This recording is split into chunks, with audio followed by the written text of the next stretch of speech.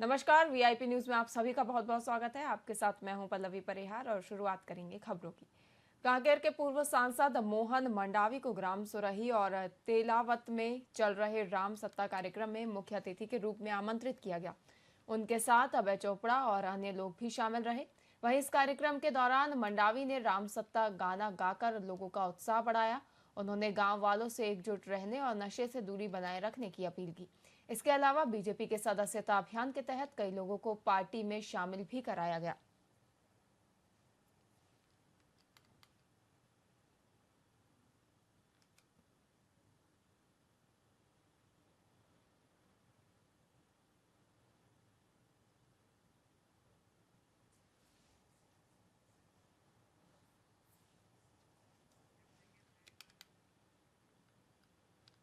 जांजगीर चांपा जिले के पामगढ़ थाना क्षेत्र में पुलिस और आबकारी विभाग ने संयुक्त छापेमारी में 310 लीटर अवैध शराब और 30 बोरी महुआ लाहन जब्त किया है। बता दें कि जब्त सामग्री की कुल कीमत 76,500 रुपए बताई जा रही है। वहीं इस कार्रवाई में शराब बनाने के लिए उपयोग होने वाला सिल्वर का तबेला भी जब्त किया गया है, जिसके बाद पुलिस का कहना है कि यह कार्रवाई अवैध शराब कारोबार के खिलाफ चलाए जा रहे विशेष अभियान का हिस्सा है।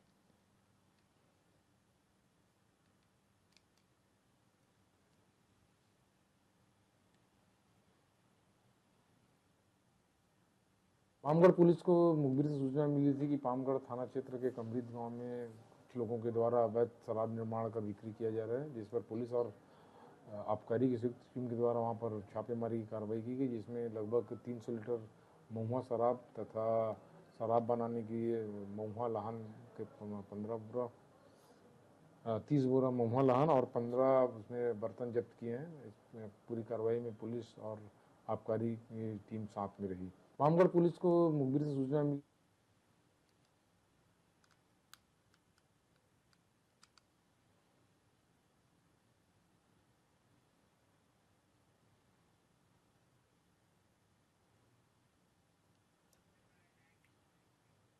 लोन की किस्त भरने के नाम पर धोखाधड़ी करने वाले एक आरोपी के खिलाफ जांजगीर पुलिस ने कार्रवाई की है। बता दें कि आरोपी ने एक प्राइवेट फाइनेंस कंपनी में फील्ड ऑफिसर रहते हुए लोन वाले से धोखाधड़ी की थी। उसने लोन पर ट्रैक्टर लेने वाले एक किसान से वसूली की, लेकिन रुपए कंपनी में जमा नहीं कराए, अपने पास ही रख लिए थे। जब किसान के पास वसूली के लिए कंपनी का मैसेज और नोटिस पहुंचा, तब इस धोखाधड़ी का खुलासा हुआ, जिसके बाद पुलिस ने मामला दर्ज कर आरोपी को गिरफ्तार कर लिया है।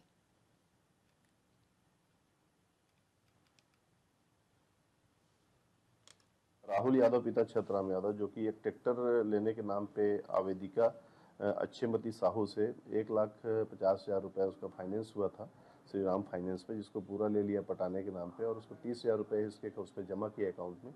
बाकी 1,20,000 रुपए को स्वयं जो है गबन कर दिया। राहुल यादव जो है स्वयं उस कंपनी में श्री राम फाइनेंस में कार्यकर्ता के रूप में कार्य कर रहा था। राहुल यादव पिता छतराम यादव।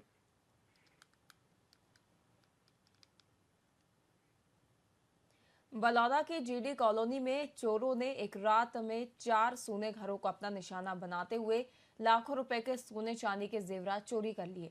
बता दें कि इंजीनियर, टीचर, नायब तहसीलदार और अधीक्षक के घरों में चोरी की घटनाओं को अंजाम दिया गया है, जो सीसीटीवी कैमरे में कैद हो गई। वहीं घटना के बाद कॉलोनी में दहशत का माहौल बना हुआ है और स्थानीय लोग पुलिस से सुरक्षा की मांग कर रहे हैं। वहीं अब बलौदा पुलिस ने मामला दर्ज कर चोरों की तलाश शुरू कर दी है। बलौदा थाना क्षेत्र के बलौदा शहर में जीडी कॉलोनी में चोरी की सूचना प्राप्त हुई है, जिसमें अज्ञात चोरों के द्वारा वहां 5 मकानों में चोरी का प्रयास किया गया, जिसमें 3 मकानों से नकदी राशि और कुछ जेवरात की चोरी करने की सूचना है। बलौदा पुलिस के द्वारा एफआईआर पंजीबद्ध कर मामले की जांच की जा रही है। जांजगीर के मड़वा पावर प्लांट की कॉलोनी में भी इसी प्रकार की चोरी हुई थी। अनुमान है कि दोनों गिरोह एक ही हो सकते हैं। पुलिस इन दोनों घटनाओं में एक ही गिरोह को मानकर आगे की जांच कर रही है। बलौदा थाना क्षेत्र के गरियाबंद के गुजरा गांव में 8 महीने पहले पुजारी रोमन सिंह की हत्या का राज उसकी पत्नी लक्ष्मी ध्रुव ने खोला है। उन्होंने बताया कि हत्या में उसके प्रेमी भीखम सिंह का हाथ था, जिसके बाद पुलिस ने भीखम को हिरासत में लेकर पूछताछ की, जिसमें उसने हत्या कबूल कर ली है। इस दौरान आरोपी ने बताया कि रोमन ने उसे और लक्ष्मी को अवैध संबंध बनाते हुए देख लिया था, जिसके बाद उन्होंने गला घोंटकर उसकी हत्या कर दी। वही मामला अब जांच में है और शव का पोस्टमार्टम कराया जा रहा है। ग्राम गुजरा अंतर्गत एक व्यक्ति की मृत्यु की सूचना प्राप्त हुई थी। ये मृत्यु करीबन 8 महीने पहले हुई है और अभी वर्तमान में ग्रामीणों के समक्ष ये बात सामने आई कि मृतक की पत्नी और उसके प्रेमी ने मिलकर व्यक्ति को मृत्यु के घाट उतार दिया था और फिर नॉर्मल मृत्यु बताकर क्रियाक्रम कर दिया गया था। अभी वर्तमान में पुलिस ने उसमें संज्ञान लेके एफआईआर दर्ज किया है और सबूत उत्खनन की कार्यवाही की जा रही है। ग्राम उप मुख्यमंत्री अरुण साव ने रायपुर के वृंदावन हॉल में नशा मुक्ति अभियान का शुभारंभ किया। वहीं इस कार्यक्रम में अशदानी दरबार के संत डॉक्टर युधिष्ठिर लाल महाराज ने मुख्य अतिथि के रूप में भाग लिया। साथ ही विभिन्न संस्थाओं की ओर से चलाए जा रहे इस अभियान का उद्देश्य युवाओं को नशे से मुक्त करना है। इस दौरान कार्यक्रम में प्रधानमंत्री मोदी के मन की बात का प्रसारण किया गया था और 70 साल से अधिक के बुजुर्गों को आयुष्मान कार्ड वितरित किए गए थे। वहीं उप मुख्यमंत्री ने नशे की लत को समाज के लिए संकट बताया, जबकि संत ने नशे के खिलाफ कड़ाई बरतने की अपील की है।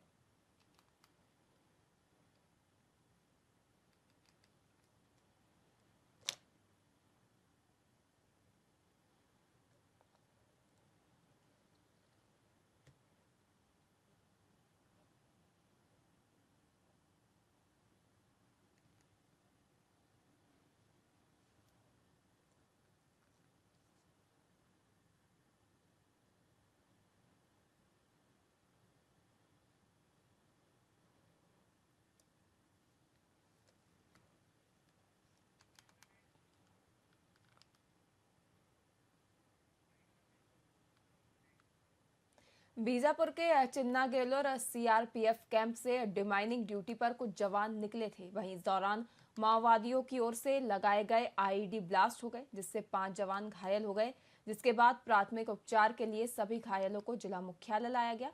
फिलहाल सभी खतरे के बाहर बताए जा रहे हैं। आज दिनांक प्रातः 7 से 7:30 के मध्य में केरुटू कैंप चिन्ना गेलोर से सीआरपी की टीम डिमाइनिंग ड्यूटी के लिए निकली थी। डिमाइनिंग के दौरान आईडी डिटेक्ट होने पर आईडी डिफ्यूज करने के दौरान आईडी ब्लास्ट हुआ, जिसमें चपेट में आने से 5 जवान घायल हुए हैं, जिन्हें बेहतर उपचार के लिए जिला अस्पताल बीजापुर लाया गया है। सभी जवानों की स्थिति सामान्य है, सभी को सामान्य स्थिति आई है। आज दिनांक प्रातः 7 से रायपुर के सर्किट हाउस में छत्तीसगढ़ ओलंपिक संघ की नई कार्यकारिणी का गठन किया गया। बता दें कि मुख्यमंत्री विष्णुदेव साय को निर्विरोध अध्यक्ष चुना गया। इस दौरान उपाध्यक्षों में सांसद ब्रजमोहन अग्रवाल, मंत्री केदार कश्यप और सांसद विजय बघेल शामिल हुए। साथ ही सीएम साय ने खेलों को बढ़ावा देने का वादा किया और उम्मीद जताई कि छत्तीसगढ़ के खिलाड़ी ओलंपिक में मेडल जीतेंगे।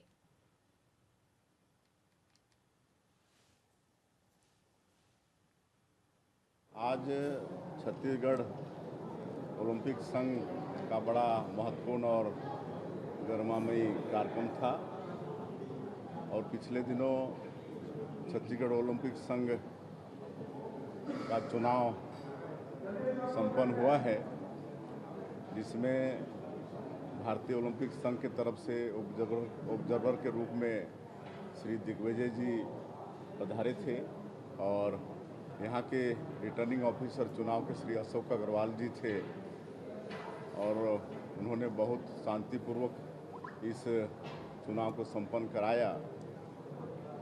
और मैं आभार व्यक्त करना चाहूँगा हमारे छत्तीसगढ़ ओलंपिक संघ को, उनके पदाधिकारियों को, उनके सभी सदस्यों को कि सबने मुझे निर्विरोध अध्यक्ष के रूप में निर्वाचित किया। इसके लिए मैं पूरे एसोसिएशन का बहुत बहुत आभारी हूँ और हमारे जो एसोसिएशन के जो उपाध्यक्ष हैं, जो जनरल सेक्रेटरी हैं, कोषाध्यक्ष हैं और जॉइंट सेक्रेटरी वगैरह हैं, सारे निर्विरोध निर्वाचित हुए हैं, जो कि बहुत अच्छा संकेत है और हम सभी लोग पूरी टीम भावना से काम करते हुए छत्तीसगढ़ में सभी खेलों को आगे बढ़ाएंगे और संघ का एक प्रयास होगा कि आने वाले ओलंपिक में छत्तीसगढ़ का भी कोई खिलाड़ी ओलंपिक पार्टिसिपेट करे और वहां से मेडल जीत के लाए। आज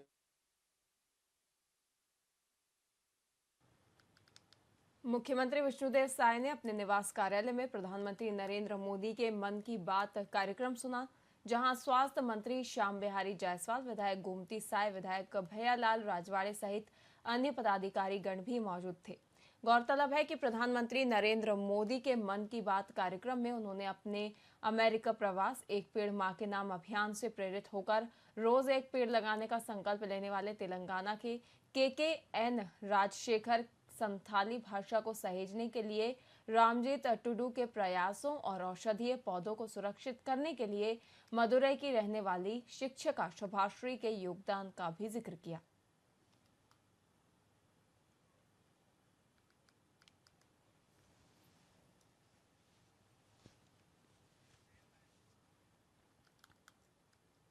छत्तीसगढ़ में कांग्रेस पार्टी की न्याय यात्रा गिरोधपुरी से शुरू हो गई है। वहीं जिसके तहत छत्तीसगढ़ के सभी हिस्सों में कांग्रेस पार्टी जाएगी। वहीं न्याय यात्रा निकलने से पहले कांग्रेस ने पत्रकार वार्ता को संबोधित किया, जिसमें पूर्व मुख्यमंत्री भूपेश बघेल दिखाई नहीं दिए, जिसे लेकर संजय श्रीवास्तव का बयान सामने आया है, जिसमें उन्होंने कहा कि न्याय यात्रा लोगों की नजरों में हो रही है। कुल मिलाकर यह प्रोपेगेंडा कांग्रेस पार्टी कर रही है। कांग्रेस समाज में विघ्नता पैदा करना चाहती है। ये लोग विपक्ष पर रहकर राजनीति को चमकाना चाहते हैं।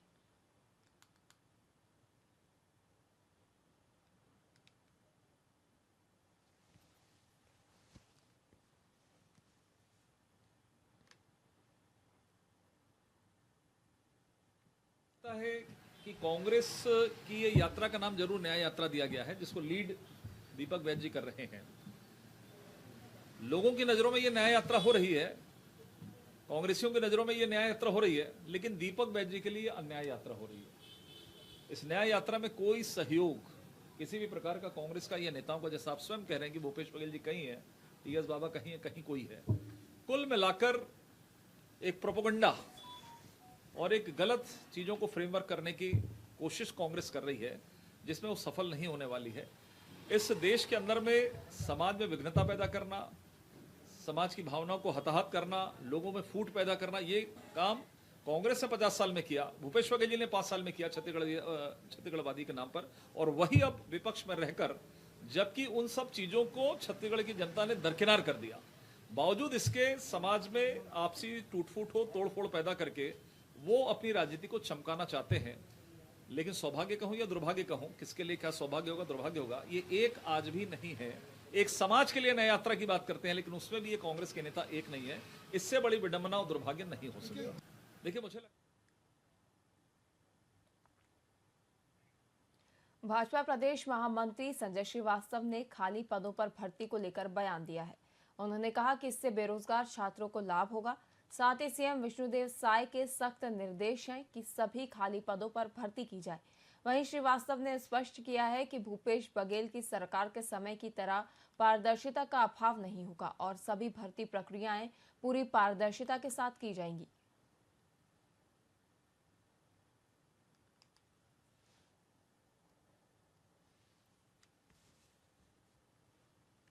शासन के माध्यम से हर एक कोई एक पद की भी वैकेंसी निकलती है तो निश्चित रूप से हमारे जो नवयुवक हैं, हमारे जो बेरोजगार छात्र छात्राएं, उनको लाभ मिलता है।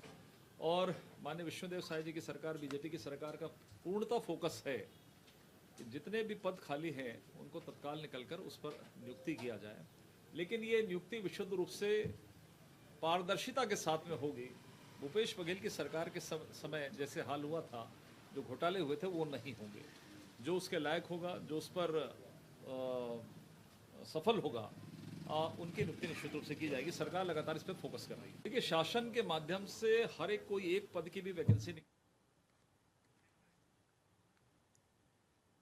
सक्ती जिले के छीता पंडरिया गांव में उद्योगपतियों की मिली भगत से रिजर्व फॉरेस्ट की अवैध कटाई और सड़क निर्माण का मामला सामने आया है। बता दें कि मैसर्स गुरुश्री मिनरल्स की डोलोमाइट खदानों के लिए गांव के सरपंच और वन विभाग के अधिकारियों ने मिलकर जंगल की जमीन को क्रशर संचालक को सौंप दिया है। वहीं सूचना के अधिकार से खुलासा हुआ कि अनुमति प्रक्रिया मात्र 10 दिनों में पूरी की गई। वहीं मामले में सख्ती कलेक्टर ने जांच के लिए टीम गठित करने का आश्वासन दिया है, लेकिन उद्योगपति की पहुंच के चलते जिम्मेदारों की आंखें पूरी तरह से बंद हैं।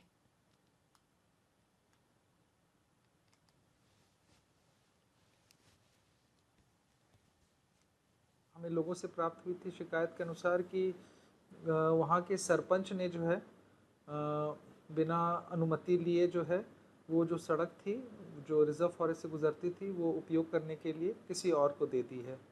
इस संदर्भ में हम बेसिकली एक टीम गठित करेंगे और टीम गठित करने के बाद हम ये पता लगाएंगे क्या इसमें तथ्य है और क्या इसमें। जांजगीर चांपा जिले के बुधवारी बाजार के पास खुले कुएं में एक युवक का शव मिलने से सनसनी फैल गई। बताया जा रहा है कि मृतक ठेकेदार था और उसे सुबह एटीएम से पैसे निकालते देखा गया था। वहीं कुएं से कोतवाली पुलिस और नगर सेना की टीम ने शव को बाहर निकलवाकर पोस्टमार्टम के लिए भेज दिया है। इस दौरान परिजनों का रो रो कर बुरा हाल है, जबकि पुलिस मामले की जांच कर रही है।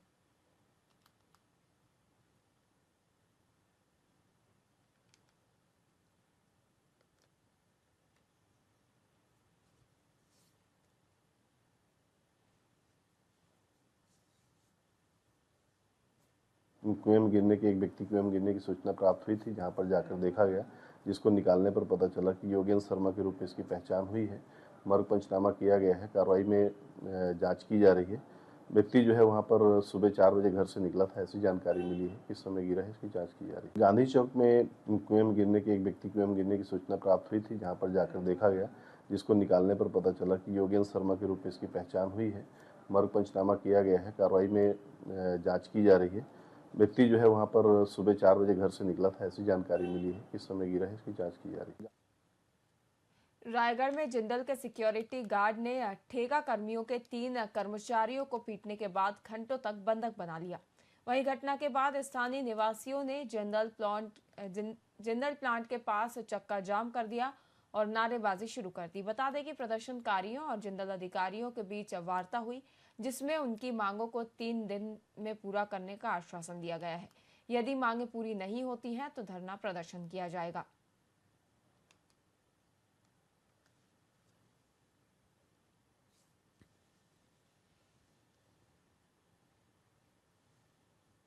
यहाँ पे धरना में हम लोग बैठे थे सुबह 5 बजे से। कल जिंदल स्टील पावर लिमिटेड के अंदर SMS2 में कार्यरत ठेका कर्मी कार्यरत 3 वर्कर को ये लोग सेंटर बैरियर में लाकर कुछ जो भी कारण रहा होगा प्लांट के अंदर और पूछताछ करके जबरन उसको कबूलनामा करवाने के चक्कर में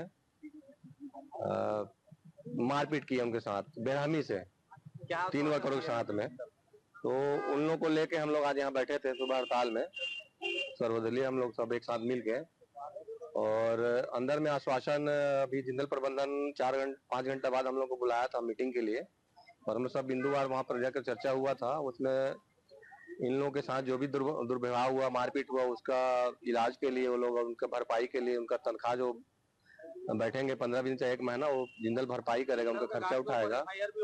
जिंदल का गार्ड के ऊपर एक्शन लेने के लिए वो लोग बोले हैं। कल जिंदल प्लांट में 2-3 वर्करों को सिक्योरिटी के द्वारा उठाया गया और उनके साथ दुर्व्यवहार किया गया। हमें रात में पता चला, उस चीज को लेकर के हम लोगों ने गेट बंद किए थे और कुछ हमारे मांगी थी, तो इसलिए हम लोग वर्करों के साथ जो ये लोग दुर्व्यवहार किए उसके लिए हम लोग गेट बंद कर हड़ताल किए।